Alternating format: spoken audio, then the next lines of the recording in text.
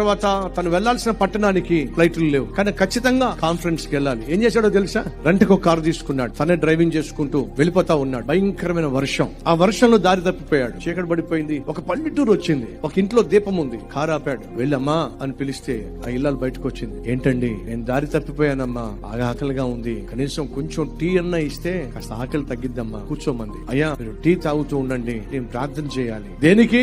నాకు ఒక సమస్య ఉందయ్యా, ప్రార్థన చేసుకోవాలి. దేవుడు నమ్మడుగా? సరి చేసుకోమా, ప్రార్థన చేసుకో. పక్కనే మంచం ఉందన్న, మంచం మీద ఓ పిల్లాడు ఉన్నాడండి. మోకరించి ప్రార్థన చేస్తుందండి. ఏమని తెలుసా? అయ్యా చిన్న పిల్లాడు క్యాన్సర్ తో అల్లాడిపోతున్నాడు. నేను హాస్పిటల్ కి తీసుకెళ్తే వాళ్ళు ఏం చెప్పారో తెలుసా? అమ్మా ఈ క్యాన్సర్ మేము నయం చేయలేం, ఒకే ఒక్కడు నయం చేయగలడు. ఎవరో డాక్టర్ సంతోష్ అంట, ఆయన క్యాన్సర్ స్పెషలిస్ట్ అట, ఆయన పెద్ద పట్టణంలో ఉంటాడట. అతని దగ్గరికి తీసుకెళ్లే దారి నాకు లేదు. ఏం చేస్తావో నాకు తెలియదయ్యా.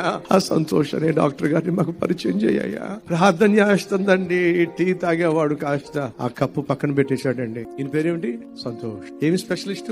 Cancer specialist. ఆ ప్రార్థన అయిపోయిన తర్వాత రెండు చేతులు జోడించి, నాకు స్వతహాగా దేవుడు అంటే నమ్మకం లేదమ్మా, కానీ నువ్వు సేవిస్తున్న దేవుడు మాత్రం సామాన్యుడు కాదమ్మా, నీ ప్రార్థన ఆలకించే దేవుడు ఉన్నాడని, ఆ దేవుడు నువ్వు సేవించే దేవుడు అని ఈ రోజు నీ ప్రార్థన ద్వారా నాకు తెలిసిందమ్మా. ఆకాశంలో వర్షం కురిపించాడు, నన్ను కారెక్కించాడు, దారి తప్పించాడు, చిన్నగా ఇంటికి తీసుకొచ్చేశాడు. ఈ దేవుడు సామాన్యుడు కాదమ్మా. మన ప్రార్థన దేవుడు వింటాడు.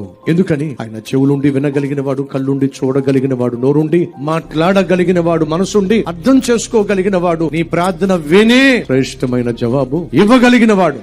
ఈ రీల్ లైక్ చేయండి, అనేక మందికి షేర్ చేయండి. Download ShareChat. Download ShareChat. Download ShareChat.